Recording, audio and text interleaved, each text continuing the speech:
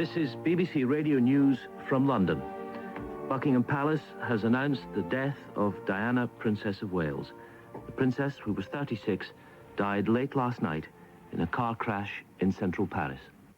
We are today a nation in Britain in a state of shock, in mourning, in grief that is so deeply painful for us. She was a wonderful and a warm human being. Though her own life was often sadly touched by tragedy, she touched the lives of so many others in Britain, throughout the world, with joy and with comfort. This is not a time for recriminations, but for sadness. However, I would say that I always believed the press would kill her in the end. But not even I could imagine that they would take such a direct hand in her death, as seems to be the case. It would appear that every proprietor and editor of every publication that has paid for intrusive and exploitative photographs of her, encouraging greedy and ruthless individuals to risk everything in pursuit of Diana's image, has blood on his hands today.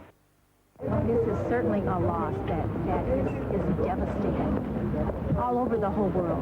The world will mourn this day. If they leave it alone, the press, none of this would have happened. And I feel sorry for the two sons. It's clearly a great tragedy when anyone gets killed, but I think a public figure like Princess Di, who's had a difficult life, you can't help but feel just an overwhelming sense of tragedy and waste of life. I'd like to be a queen of people's hearts, in people's hearts, but I don't see myself being queen of this country.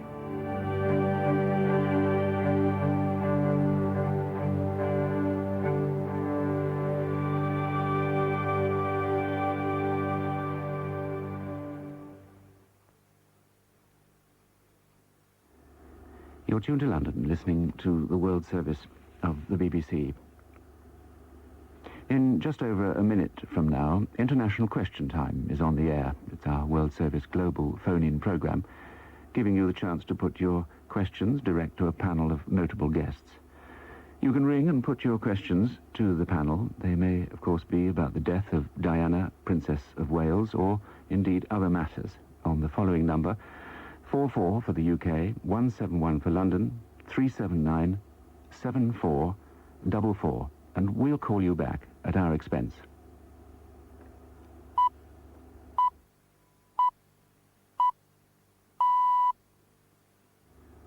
BBC World Service. As Britain goes into mourning for Diana, Princess of Wales, her former husband, Prince Charles, flying to Paris, where she was killed early today in a high-speed crash. He and the princess's two sisters will accompany her body home in a few hours' time. The British Prime Minister Tony Blair said the nation was in shock. Crowds of mourners, many in tears, have been leaving floral tributes outside the princess's home in London. Flags flew at half-mast on government buildings, and some scheduled sports events were postponed. Tributes have poured in from around the world. Police have begun a criminal investigation into the crash in which Princess Diana's companion of the past few months, the Egyptian-born businessman Dodi Al-Fayed, was also killed. It happened in a road tunnel near the River Seine as their car was being pursued by press photographers on motorcycles. Police detained 7 photographers at the scene and have been questioning eyewitnesses. BBC World Service. Now, International Question Time, introduced by Sheena MacDonald. Hello.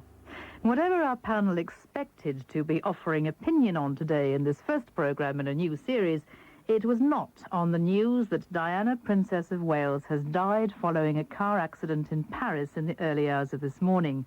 Parts of the world are still waking up to that news, which has stunned people around the globe. The British Prime Minister has said he's devastated by her death. The former Prime Minister, Lady Thatcher, has called her a beacon of light that has gone out. Statesmen around the world have offered tributes to this young woman whose life has ended at the age of 36, leaving 2 young sons motherless. You may want to offer thoughts on what this means, but we're very interested too in other issues that you have questions on. Let me introduce our panel. Ahmed Rajab is editor of Africa Analysis. He's originally from Zanzibar, now resident in London. Dr. Sunil Khilnani teaches politics at the University of London. His analysis of India 50 years after independence, called The Idea of India, was published recently. And Baroness Warnock, Mary Warnock, is former mistress of Girton College, Cambridge, and was chairman in the 1980s of the Committee of Inquiry into Human Fertilization and Embryology, which explored the ethics of human reproduction in the context of current technological advances. We'll hear from them in just a moment, but let me give you the number to call if you have questions for the panel. It's 44 for the UK, 171 for London, 379 7444. That's 44 171 379 7444. I'll give you the number again later in this hour, and of course we will call you back at our expense. The news that Diana, Princess of Wales, has died is still shocking on a moment-by-moment basis. Ahmed Rajab, what's your reaction to it? Devastating. I mean, for Africa, speaking for Africa, she had raised the profile of the issue of landmines, especially in Angola, Mozambique, and other areas, including South Africa. She was the only one, eventually, who has come out, who has been seen to be able to take the industrial military complex. All the time they've been resisting, and now people are taking the issue seriously, and something hopefully is going to be done about the issue of landmines. So on that score, and she did take the issue very seriously herself, on that score I think Africa has lost a very good friend. Baroness Warnock, Mary Warnock. I find it very difficult to put what I feel into words, because I think death is always shocking. And to think that somebody doesn't exist suddenly is always terribly difficult. But someone as vital, and I have to say she was also the most beautiful person I've ever seen in my life. I think she was incredibly beautiful. And to think that she has gone forever is really devastating. Sunil Khilnani. Well, it is a great shock, as we've all been saying, and it is a great personal tragedy. I think she struck me as being a remarkable combination of sort of steely determination and also intense vulnerability. And I think, in a sense, this made her such a fascinating figure, a bit like Evita Peron or indeed even Marilyn Monroe in a strange way. And I think it was a life lived entirely in the public eye. Her since the age of 19, she was subject to enormous pressures, not only for her marriage into the royal family with all its restrictions and demands, but also from the press, which was very unforgiving. I think, the immediate reaction is to look for someone to blame, and indeed the press have been accused of sort of having led to this. I wonder really if that's appropriate, though. But my immediate reaction is indeed one of shock and sorrow. Thank you. Well, let's hear what our callers around the world think on this and other issues which are of interest. Let's go first to Germany, to Munich. Timothy Slater, your question, please. Yes, my question was to your professor of ethics, whether she thinks, as a question of practical ethics, that many of the people who are expressing their indignation and shock about the death of Princess Diana, who have been the regular buyers and readers of the kind of yellow press that provided that sort of coverage and that sort of picture and paid any amount of money for it, will choose in the future not to buy those papers? And if not, why not? Mary Warnock. I think that one must blame the readers up to a point. But I think that people who read tabloid press and who read picture magazines of the kind that the continent has in great numbers do accept what they get. I think you can't regulate people's reading, but you can really regulate, and I think we should think of regulating the degree of pursuit and intrusion and trespass that actually the press has gone in for. Now, I don't hold Princess Diana herself totally blameless for this, because she was a great manipulator of the press, there's no doubt whatever, and she liked photo opportunities, and she liked even to encourage speculation in the press So one mustn't exonerate her from blame. But I think it had escalated to the most enormous extent, and the time has come to do something. Isn't there a difference between a photo opportunity and invasion of privacy, hounding people in their private time?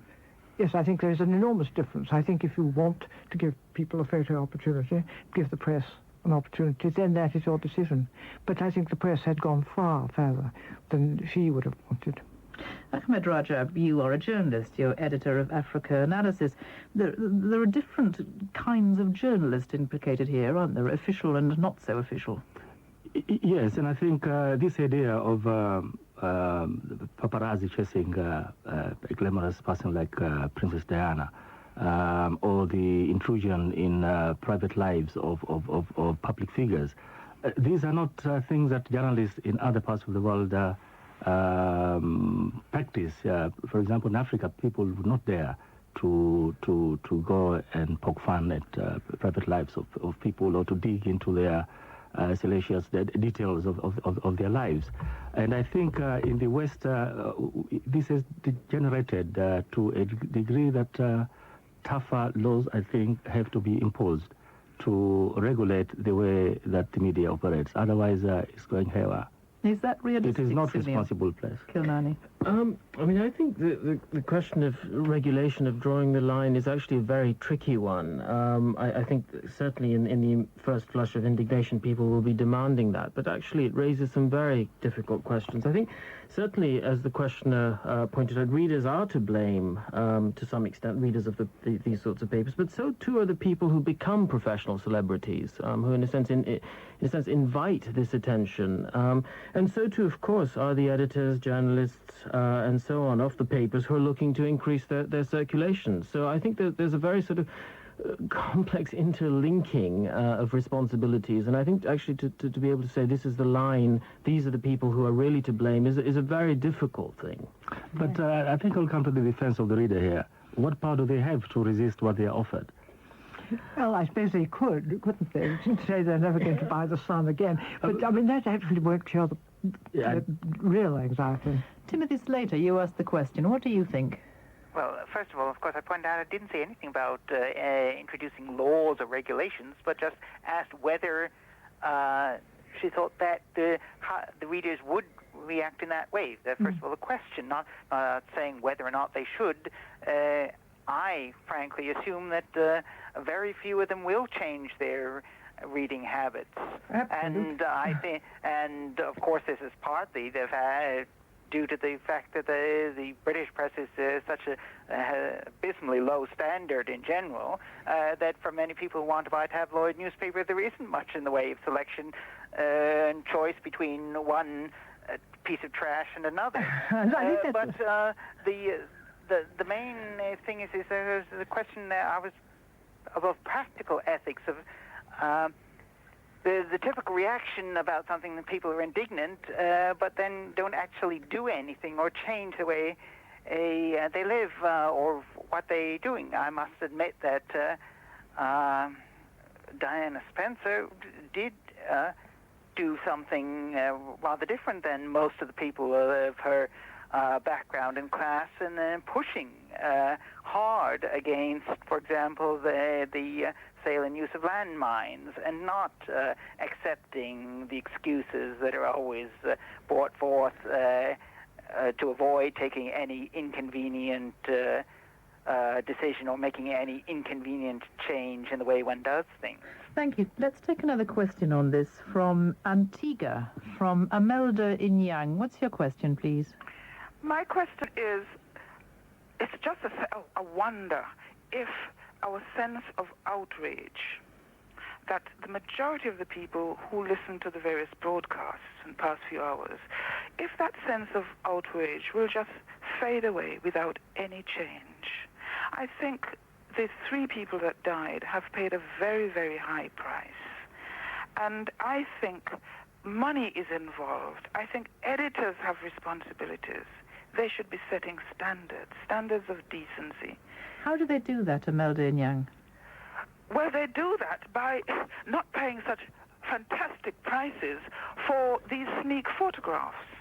Now, this is a point, is it not, Mary Warnock? There are official photographers and journalists who are employed directly principally by the print press. And then there are the paparazzi who sell their speculative stolen photographs to the highest bidder.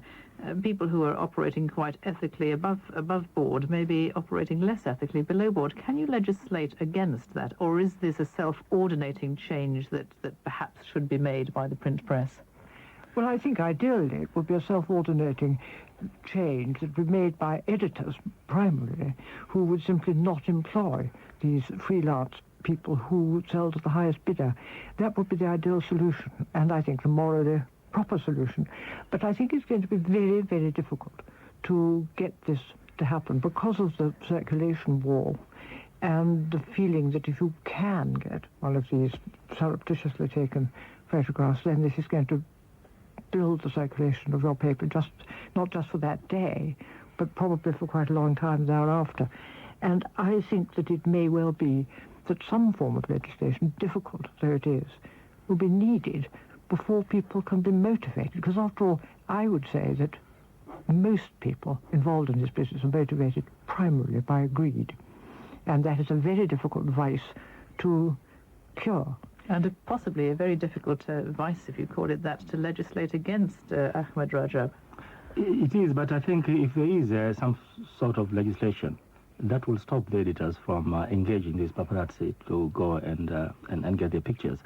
Would you favour that? And would it be on a national basis, or a Europe-wide basis, or an EU basis? Or? I think this problem is very more prevalent here than in Britain. In Britain. And yet this happened in... it happened in France, but because of Diana and because people came from here as well, we don't know who the actual individuals involved were. But in Paris, there are laws that one cannot intrude in the public lives of public figures. Yes, it may be that people don't know what we're talking about. Of course, it seems that what's been called a posse, a number of paparazzi, self-employed photographers, were following the car which Diana, Princess of Wales, along with her friend Dodi El Fayed, who died in the crash, and a chauffeur and bodyguard. The chauffeur died. The bodyguard, as we talk, is still in hospital, seriously injured.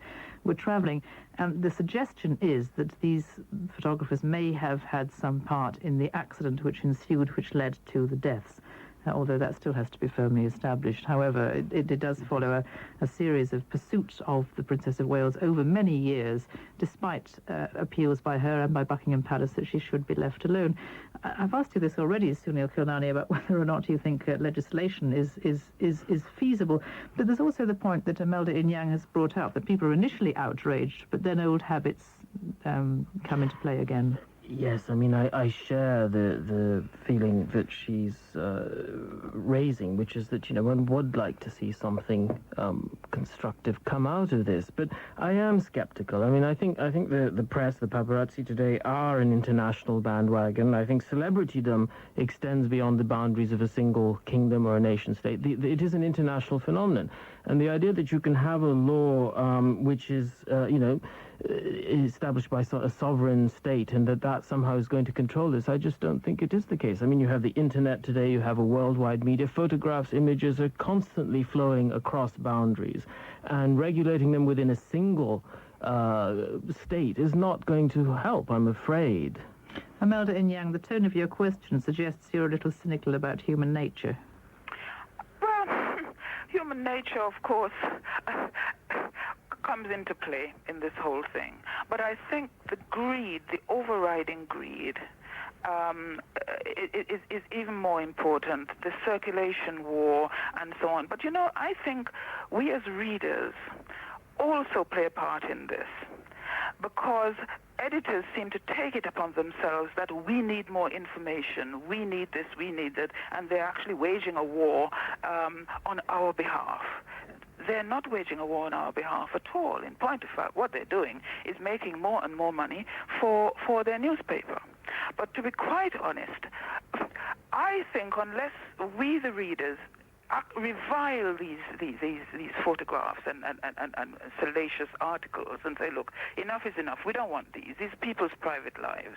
Until we take a hand in this matter, I don't think there'll be any change. Money is a great motivator.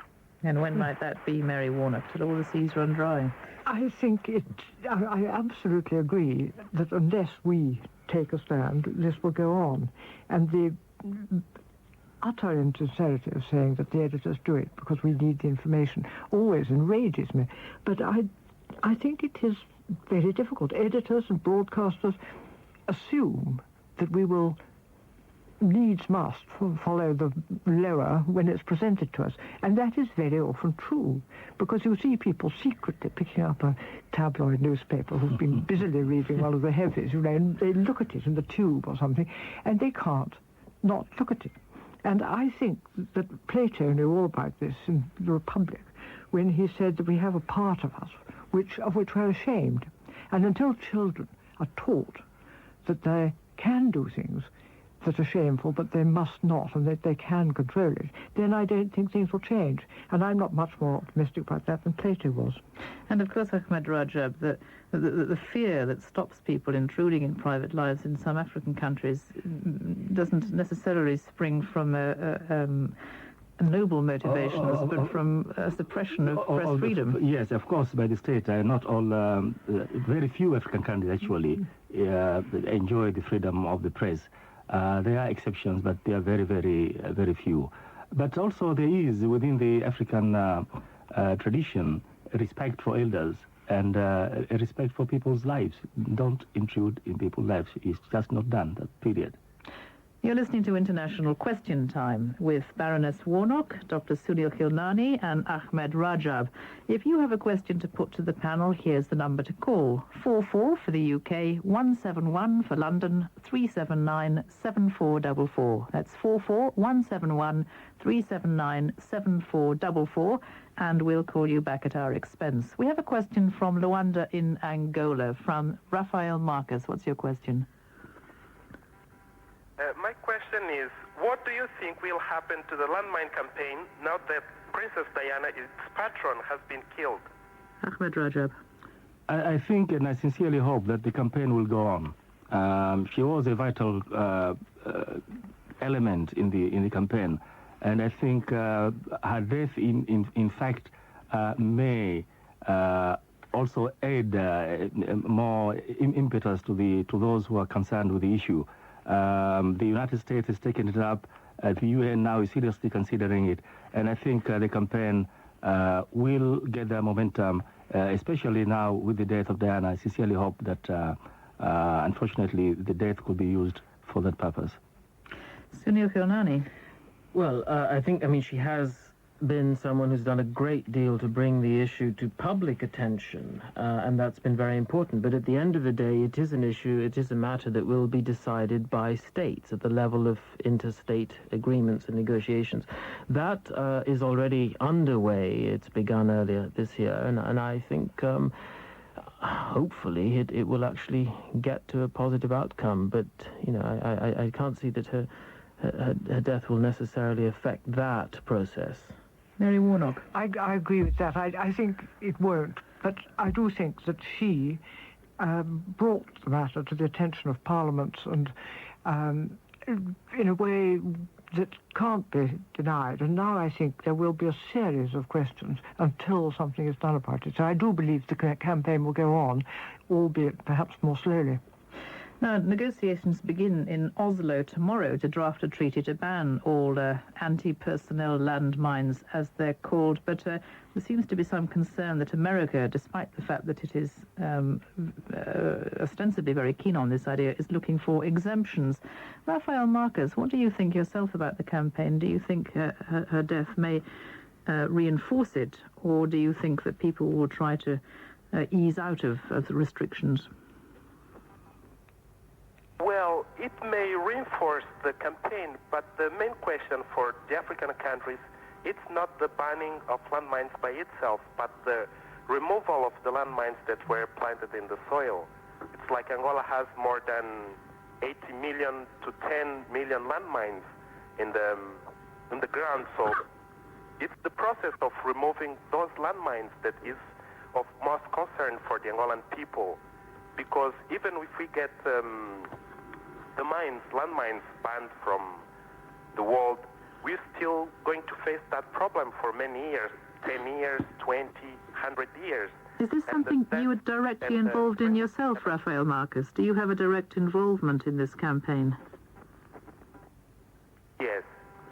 I did have a direct involvement in this process, but what's important here to resume, it's the participation of local governments, like the Angolan government doesn't take a strong stance on the issue, so it's the international pressure that was helping, and especially the Princess Diana visit to Angola, that helped to raise the consciousness of the Angolan government to the issue and to apply resources and to think more about the mining the country. So that was very important, and because Angola was on the world spot, and the government had to do something on that, and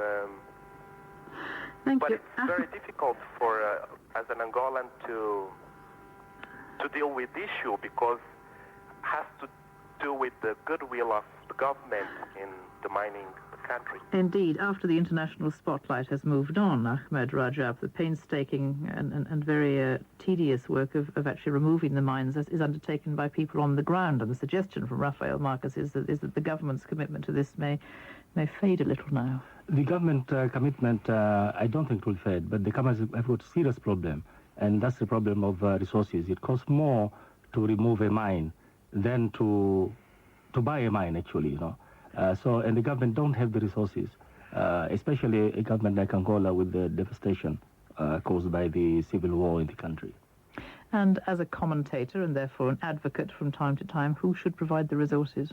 I think the international community, and principally those people who are responsible for the mine, the manufacturer of the mine, there should be some sort of agreement that they should pay for the removal of these mines that killed and maimed working populations in these countries. Thank you. Let's move on to Israel. We have a question from Herzliya from Eli Skolnick. What's your question, please? Hello. Yes, my question is, firstly, my deepest sympathy to the children of the late Lady Diana Spencer. When they got divorced, one of the things was that Buckingham Palace took away from her her royal title, and now it is quite obvious that the entire world loved Lady Diana. And so my question is, would the Queen consider to posthumously give her title back as Her Royal Highness, because for the entire world today, this is indeed a day of mourning. Thank you. Mary Warnock. I don't know anything about the process of giving posthumously a title of Royal Highness. I know that the feeling for the Princess of Wales is obviously now tremendously high and strong, and she certainly will have a state funeral. And that seems to me probably the best honour that the royal family and the government can give her.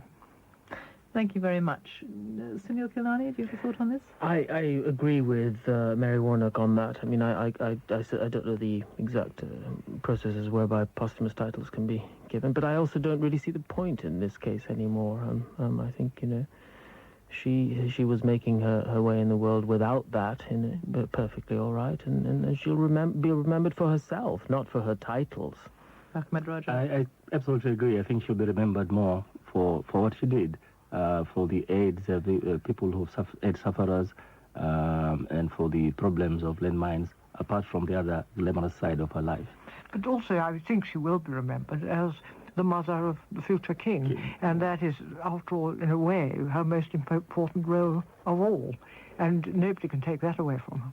And in our previous discussion about press coverage, it might be worth considering his interests when editors come to covering royal events in the future. Sunil Kilnani. Yes, no, I think that's absolutely right. In a sense, one's heart really goes out to the two children at this point, because I think that the kind of circumstances they're going to face in their sort of early adolescence and early youth is going to be very difficult, and I certainly hope that in this case the press will have the self-restraint and decency to stand back. I hope you are proved right, but I think it will be a momentary thing, and I think they'll go back to the old ways after a time. Let's move on. We have a question from Singapore, from Catherine Cook. What's your question, please? Good afternoon. It's a question not about Princess Diana, although obviously we've heard all the sad news today here in Singapore.